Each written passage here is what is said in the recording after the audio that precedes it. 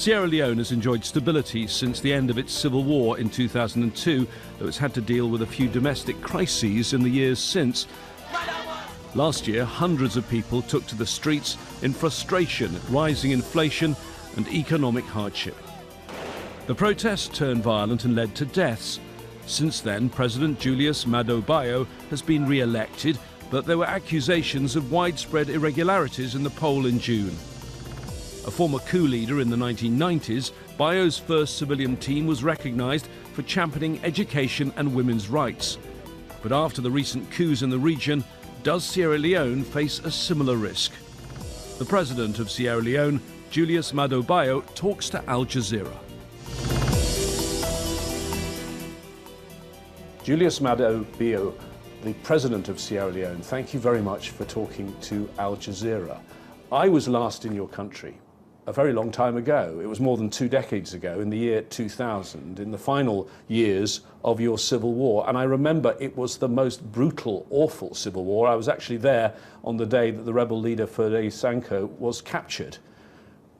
Bring me up to present. How is Sierra Leone now? Well, we're a peaceful, democratic nation making progress as far as development is concerned. The war is now a thing of the past. We've learned quite a lot from that very brutal war, and we intend to share our experience with the world.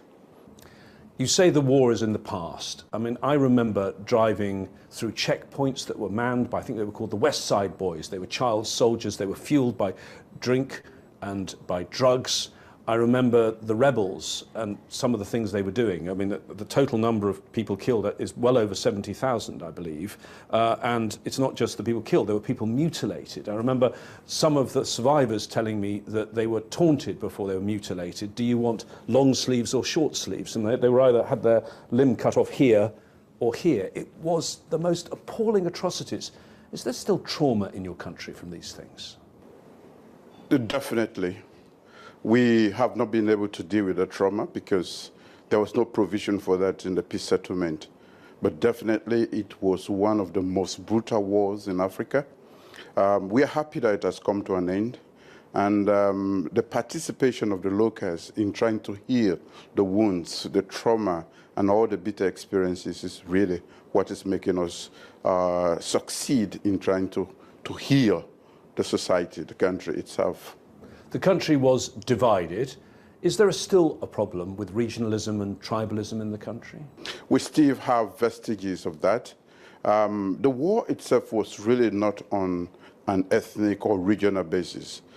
Most have called it a senseless war because it did not have any of those sort of characterizations. But what it did was to it was actually a combination of various factors, from bad administration to corruption to lack of justice, social justice. All of it was that which culminated into that war. So to describe it as being ethnic or what does not fit ours. So quite a lot of people, academics included, described it as a senseless war because it did not have an ideology, nor did it have the other descriptions that one would ascribe to some of the wars that we know in Africa. Let's look at the lessons from Sierra Leone. At one point in your country, I believe there were nearly 18,000 UN peacekeepers, but actually the thing that changed things was 800 British paratroopers who went to Sierra Leone in the year 2000s. If you look at things now, 2 decades on, there's no appetite at all for an international intervention like that in Africa, is there? No. The world is distracted. There are too many crises. And I don't think there's space for that sort of huge UN intervention, although we have a huge presence already in the DRC. But why we tend to give the credit to the various international actors that actually ended the war, I want us to go back to the local actors that played a very critical role, especially women, the paramount chiefs, and other organizations that were there from the beginning But of course, they do not have that presence and to project what they were doing. But that kept the war, that kept the society going and hopeful that the war will come to an end. And if we talk about the sustainability of peace without relapse into another conflict, it is because we Sierra-Leoneans wanted to end that war, and we are looking for a group that will help us because already the war was on. Let me talk about some of those who intervened, and that's the United Nations and United Nations peacekeeping, because there are lots of questions now about United Nations peacekeeping. In your country, they stayed there until 2006. They disarmed all of the various groups, and that mission is seen in the UN as a great success. If you look at the situation now, you had a large UN peacekeeping mission in Mali, which really didn't stop the violence and has now been kicked out of the country. And as you've already mentioned, the Democratic Republic of Congo, the UN has been there for decades and the violence is still raging. Is there a role for UN peacekeeping in the world now? There is still a role for the United Nations peacekeeping, but like I have said to you, there must be appetite for peace within the country itself. The various actors, the main actors, or certain political, cultural, and other actors must be willing and ready to help the process. In our situation, in as much as the dominant literature out there does not talk about Sierra Leoneans, Sierra Leoneans played a critical role in ending that war. And that should be taken as one of the experiences to be factored into the mix as far as DRC and other places are concerned. The locals are important. And if you can identify what will happen now is the UN becomes the midwife to bring the groups together. But we are interested in peace, and we are interested in making sure that we make progress. But because conflict itself breaks down communication, what we need at that time, most of the time, is actually that mediator. So with the Democratic Republic of Congo, the UN have tried all sorts of things, and certainly they've been speaking to the women and they've been speaking to the civil society, some of the sort of things that you've mentioned. And yet, nothing seems to work. Is there a new approach needed to DRC, and what is it? I am not a scholar on DRC. I am very far off. I know quite a lot about it, but I'm not deeply knowledgeable to make any categorical statements about what should be done. What I am trying to emphasize here is that the locals are important. Their contribution, their deep knowledge about what is happening. Sometimes the international troops that go in have no understanding of the underlying currents that are actually keeping the conflict alive. We've talked about the transition in your country since 2002, since the war ended. Is there any risk of violence returning? And you started your second term as president in July. There was an election. It was controversial. I'll get onto that in a moment. But as the results were announced, the opposition leader, Samora Kamara, claimed live rounds were fired at his office. Are you worried that violence could break out in any way in your country again? There were no shots fired there. There were claims of that. The police investigated. The observers went there. They saw no sign of anything. Of course, elections are always contentious, as you would definitely agree. And therefore, in the process like that, like war, the truth is the first casualty. So people will say anything to get the sympathy of the international community. Well, let me just pick you up on the election, exactly what happened, because I said it was controversial. You needed 55% to avoid a second round of the election. You got 56%, yes, according to the Election Commission. But an independent coalition of civil society groups, National Election Watch, which has been looking at your elections for 15 years, they estimate you only got 50%.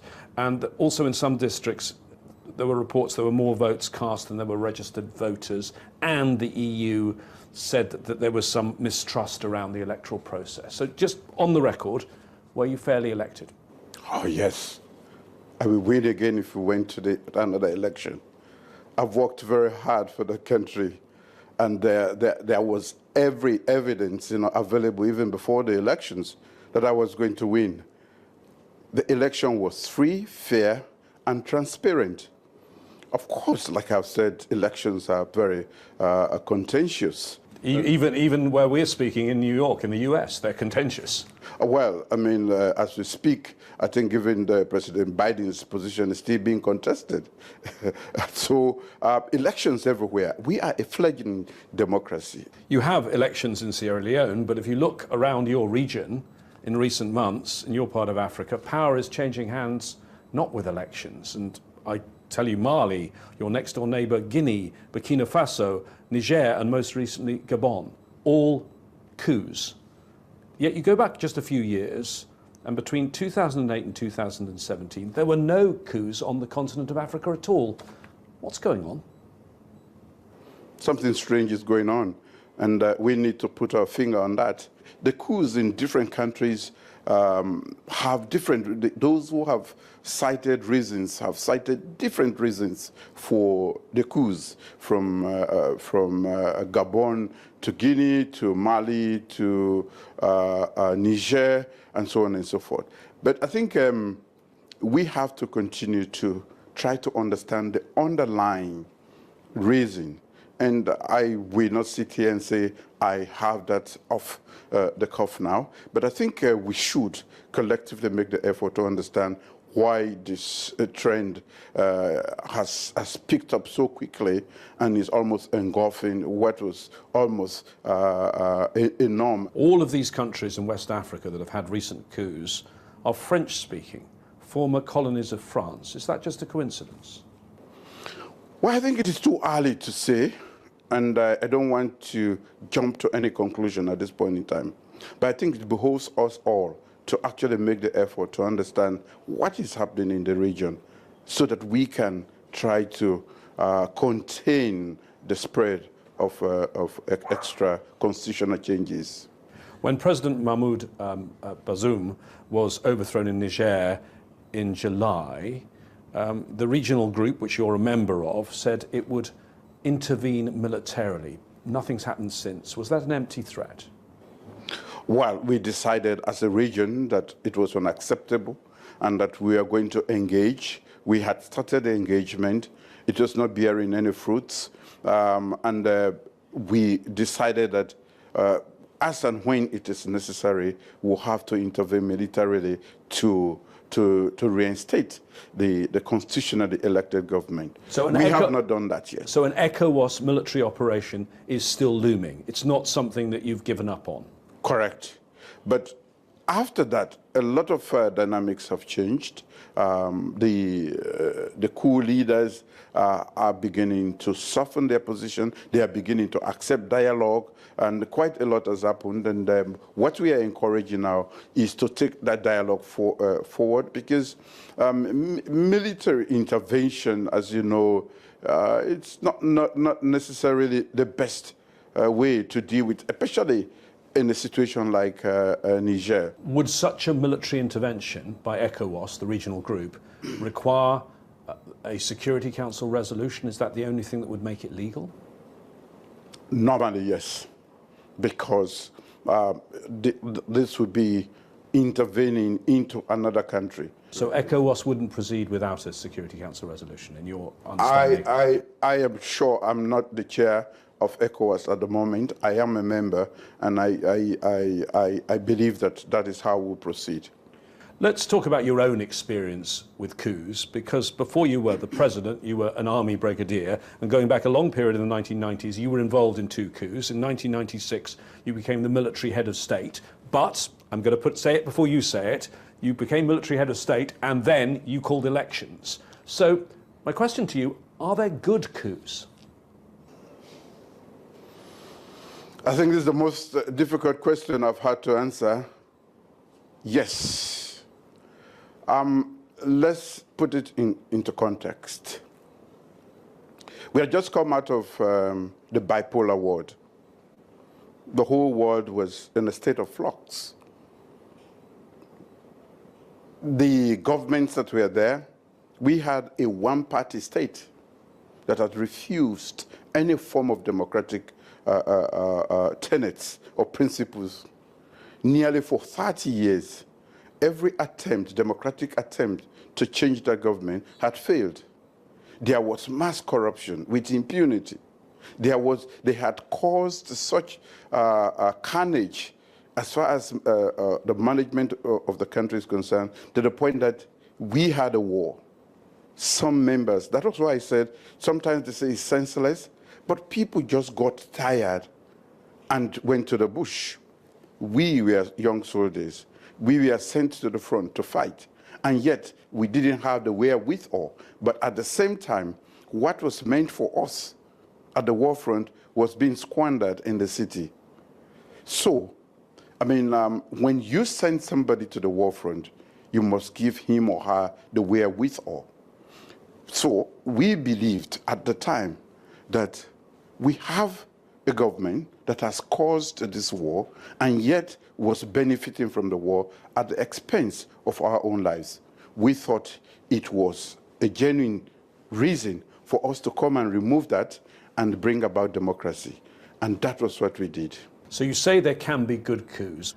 In Gabon, the ruler Ali Bongo was deposed. He's ruled that country for as long as I've been alive, and a lot of the population seemed to support what happened in Gabon. Was the coup in Gabon a good coup? I will not describe it as a good coup.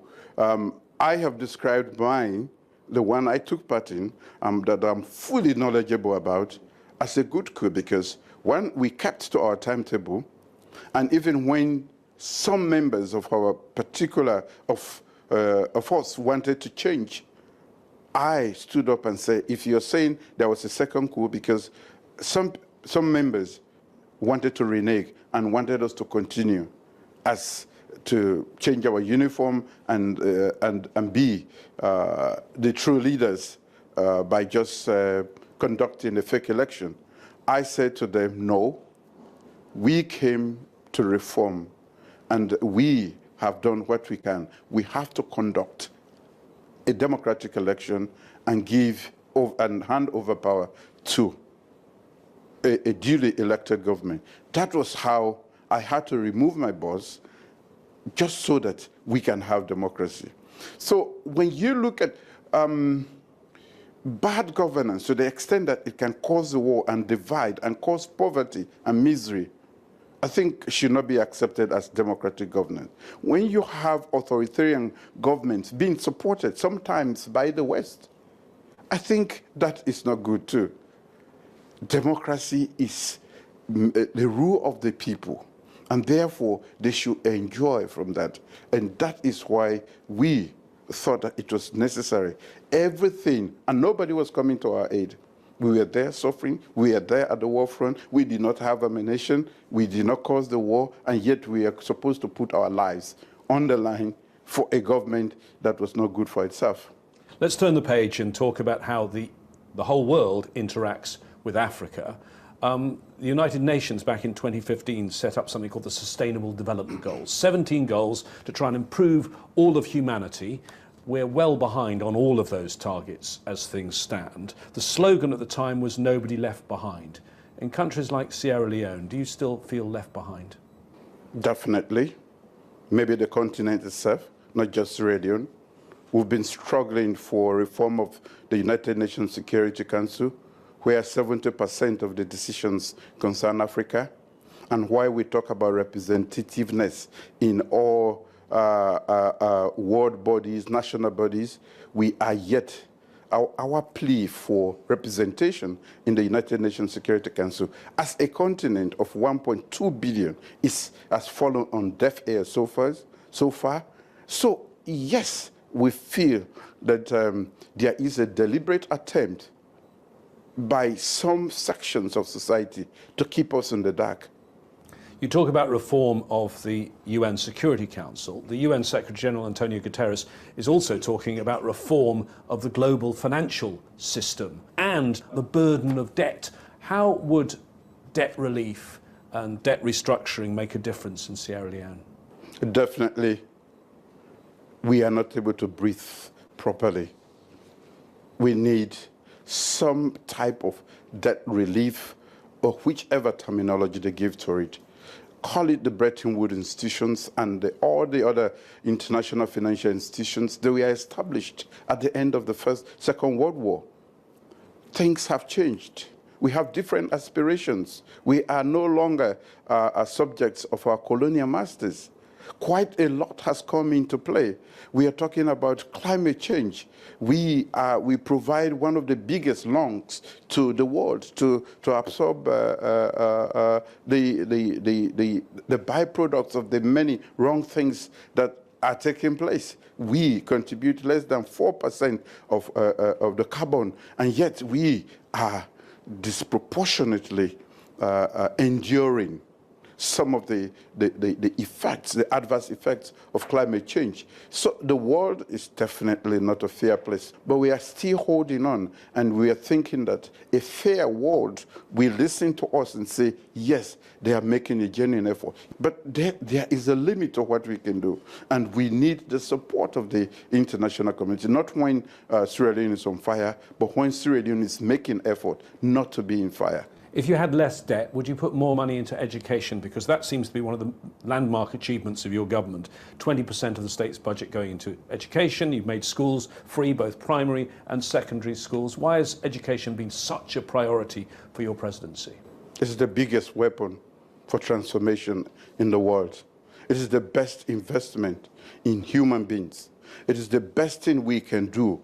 If we are enlightened in the 21st century with fit-for-purpose education, a lot of our challenges won't go away, but we will reduce the impact on society. We are talking about inclusive development, leaving no one behind. That is why we have what we call the radical inclusion, meaning that irrespective of who you are, where you are, what political inclination you have, you should have access to education.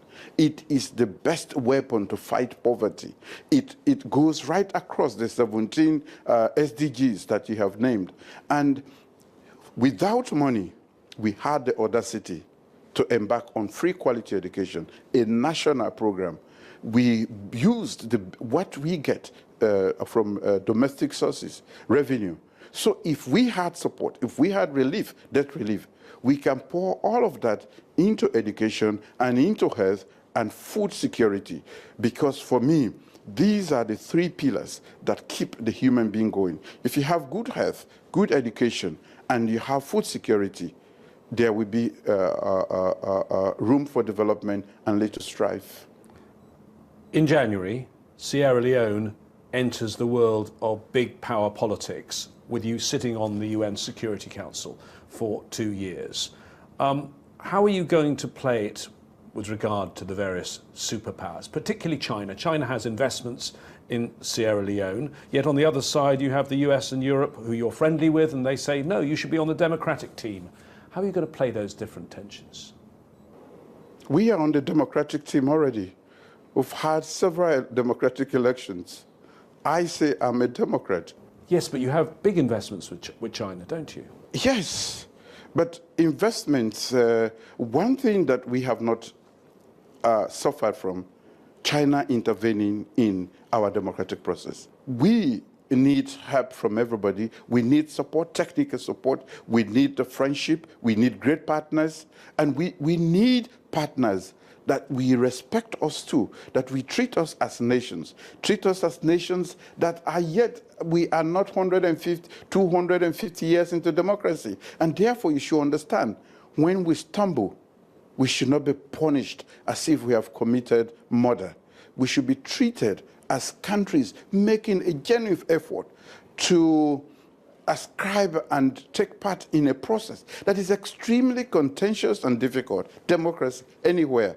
So if you have done 250 years into that, and we are just 60 years into that, you should be handling us with some care, compassion, knowing that we are only at the beginning.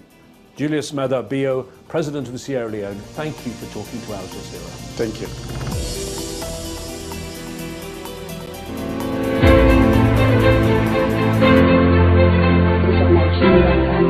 They hardly follow them play Roman music. Some are the innocent, all it's in a way people that don't say you. Blood, bunch of blood! Bunch of blood. Yes, bunch of blood are the biggest blood in the US. I'm Mr. Peter Comba, and I want to take this step for make a tell una and people follow bunch of blog, their Facebook, their Instagram, and TikTok.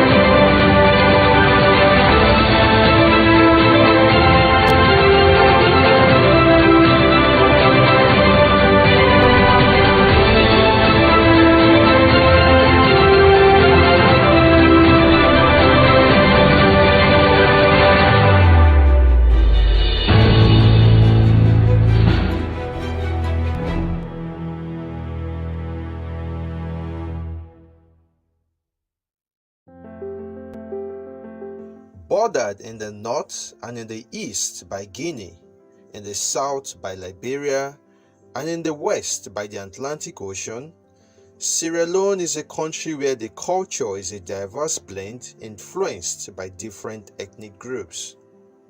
The people of Sierra Leone are well known for their friendliness and hospitality.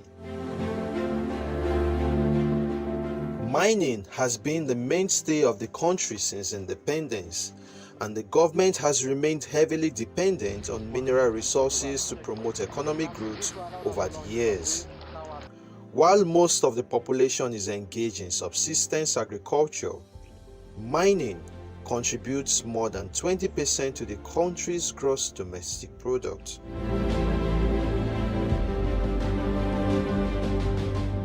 Sierra Leone is well known for its vast endowment in mineral resources, including diamond, bauxite, gold, and iron ore, amongst others. Internal conflict crippled the country from the late 1980s, culminating in a brutal civil war that took place from 1991 to the year 2002. This resulted in widespread killing, the destruction of infrastructure, and severe contraction in the economy. The country was also greatly affected by the Ebola epidemic in 2014. After the war, the Sierra Leone war, you would expect that psychologically they should be very, very limited, but somehow they found a way of embracing their new Facilitators arriving from Nigeria meet with Rita ahead of a series of training, mostly for women and young people. This is followed by a media tour where she reveals how she started the organization, the Daughters of Sierra Leone.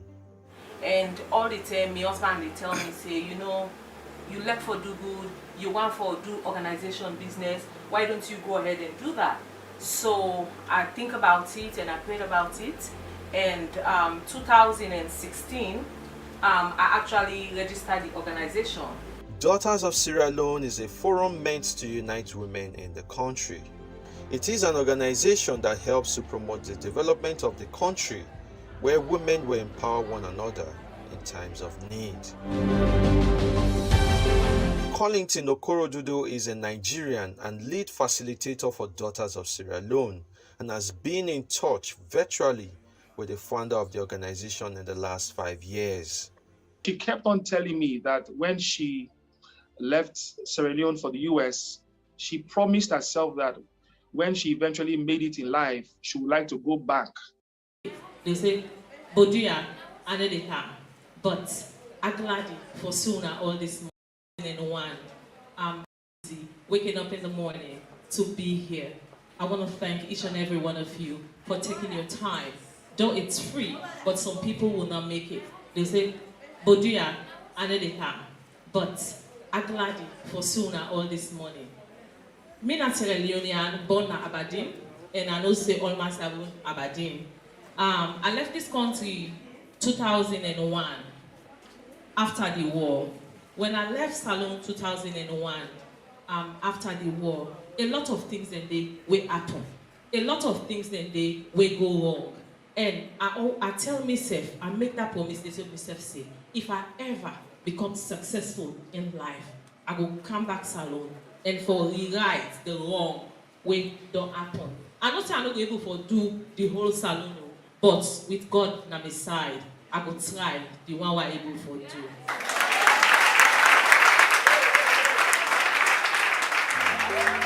For days, women gathered in their hundreds at various centers across Freetown. It is an array of eager faces and minds willing to learn. At this center, women are being empowered with vocational training on makeup and other forms of fashion design. Gold eyeshadow as highlighter, yeah?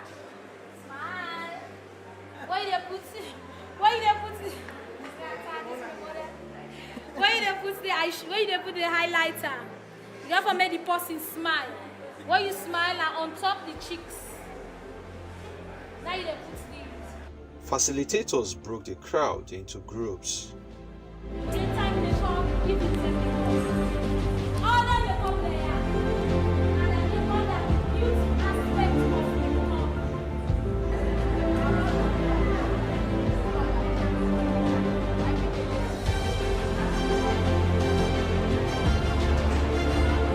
From one training center to another, it was back-to-back series of pep talk and practical sessions. We did makeup, we did gele, tying of gele, we did bridal hand fan. I actually took the class this morning, how to make a bridal hand fan, that kind of fan that the bride used during her engagement. Then we did Ankara accessories, like something I'm wearing. I actually got this from the facilitator that taught the class, and it's beautiful, right?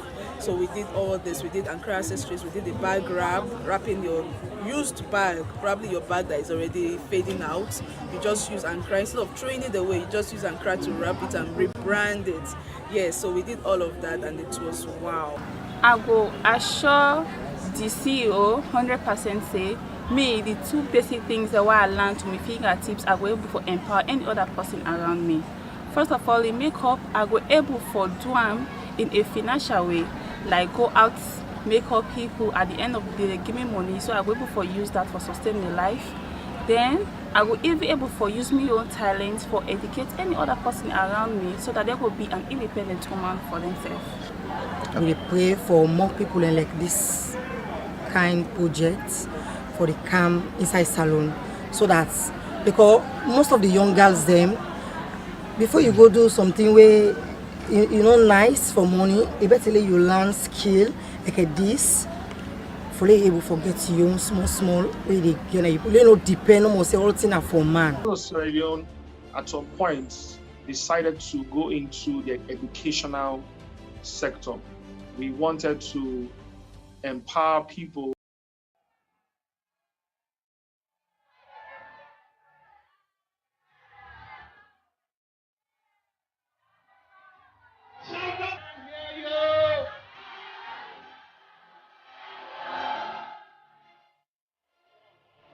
In a bid to make Sierra Leone a global market for young people to acquire entrepreneurial skills and become self-reliant in society, the Daughters of Sierra Leone is also helping people monetize their knowledge through online courses.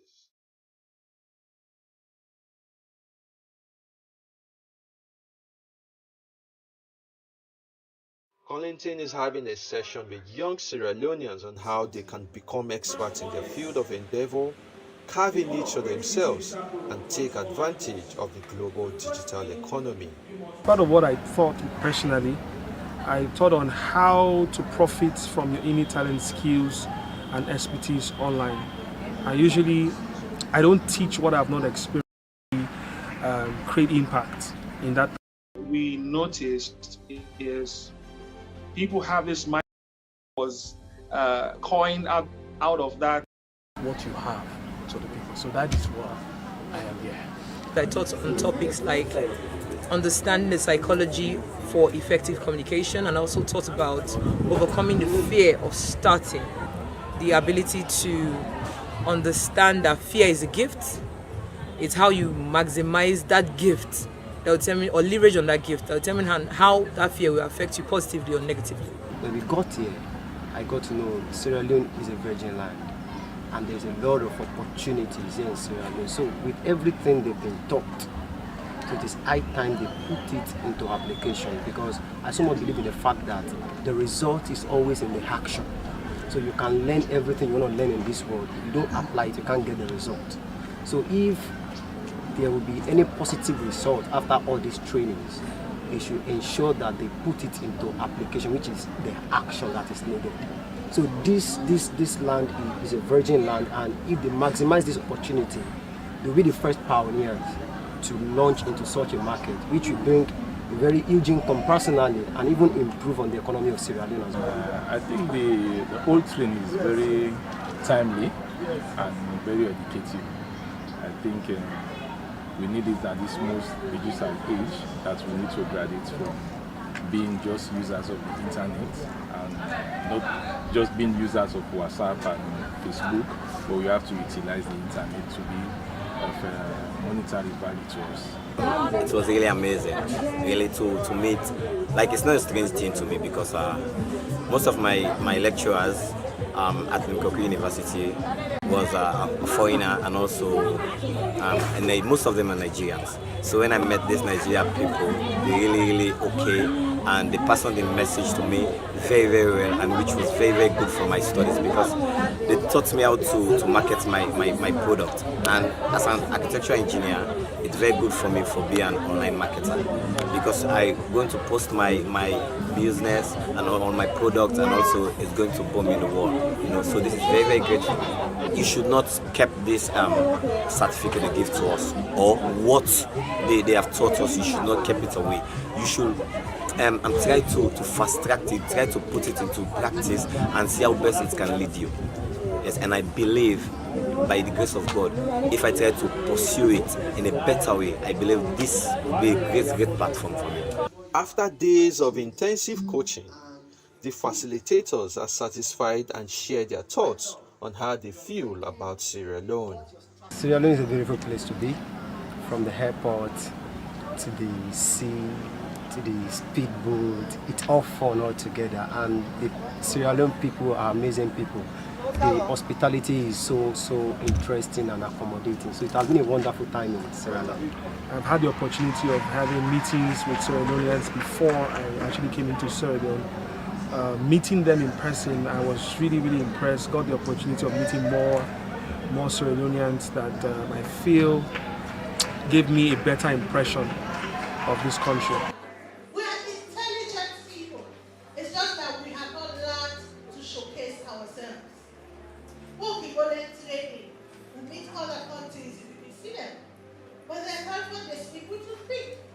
But then we know they showcase music. So now we didn't show out what do we get.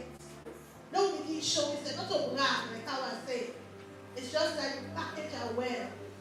The only thing not showcase what do you not show us. Creole, a language derived from English and a variety of African languages, is the country's lingua franca. About 2/3 of the population in Sierra Leone are Muslims, and while others are mostly Christians, less than 1/10 of the population practice a variety of traditional religions. It's a beautiful Sunday morning in Freetown, and it's time to go to church.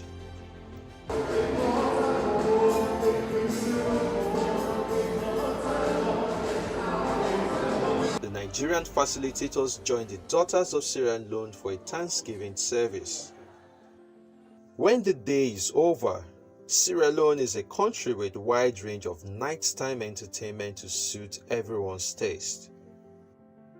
It is possible to dine in a fine restaurant in Freetown, or relax after a hard day in one of the many coffee shops, and then go to a theater or nightclub, or watch movies at a local cinema. What I feel we can learn from Sierra Leoneans is their ability to stay motivated. In recent times, we know all around the world with the pandemic, most persons are planning to leave Nigeria. They feel Nigeria is not working.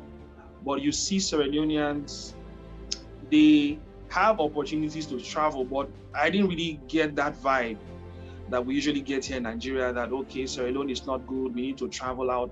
We have more NGOs that are trying to see what they can do. Sometimes we feel that, okay, what can the country do for me? What has the government done? One question we need to ask ourselves as Africans, as Nigerians, or as Sierra Leoneans is, what personally have I been able to contribute to the advancement of my country? Returning home after 17 years means a lot to Rita Fele-Ara and her daughters of Sierra Leone, especially being able to empower lives and perhaps chart a new course for the country's future. I'm very, very great. Foresee with people that come out, and the turnout is really great. I'm excited. And the gesture has not gone unappreciated in the country, earning her an award and gifts from participants and social groups. Sierra Leone women, African women, you all the participants, all the volunteers, all the teachers, thank you. What will you say? Thank you. What will you say? Thank you. God bless you. We love you. Thank you. I want to say to now, we are moving to another level. We're moving to another height. We're moving to another dimension. Because if we all learn, if we all achieve, if we all get something for showcase, I tell you, Sierra Leone will be a better place in the name of Jesus Christ. From healing after years of civil conflict to winning the fight against Ebola, many hope and pray that the people will continue to nourish the seeds of sustainable development planted by the daughters of Sierra Leone.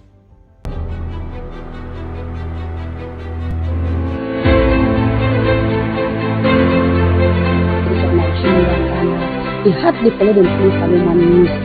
Some arrived with innocent and all it in a way people that we don't see you. Blood! What's the blog? Yes, Bonds to Blog are the biggest blog in the US.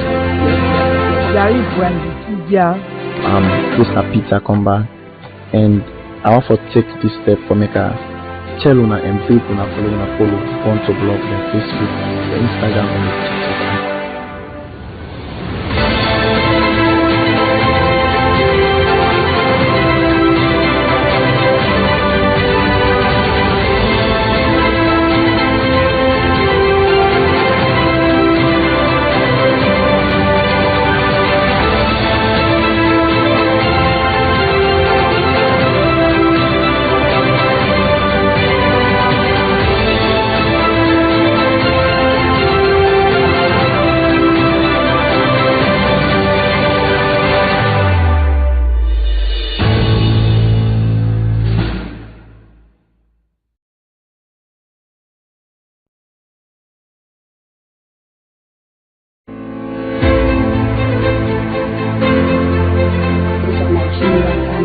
They had the follow them play Salomon music. Some arrived with innocent and all it in a way people that we don't see you. Blood! What's the blog? Yes, Bonds to Blog are the biggest blog in the US. Gary Brandy, yeah. Mr. Peter Comba, and I want to take this step for make a tell una and people na follow want to blog their Facebook, their Instagram, and their TikTok.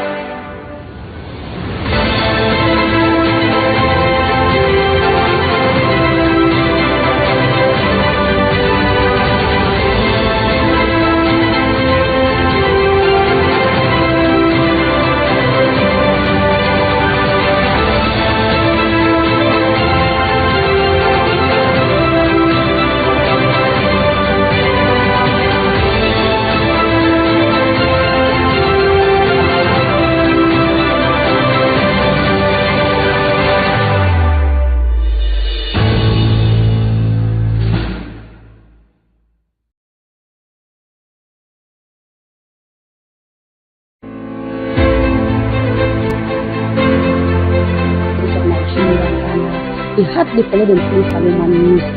Some arrive the innocent on all the thing the way people they don't say you. Bunch of blog.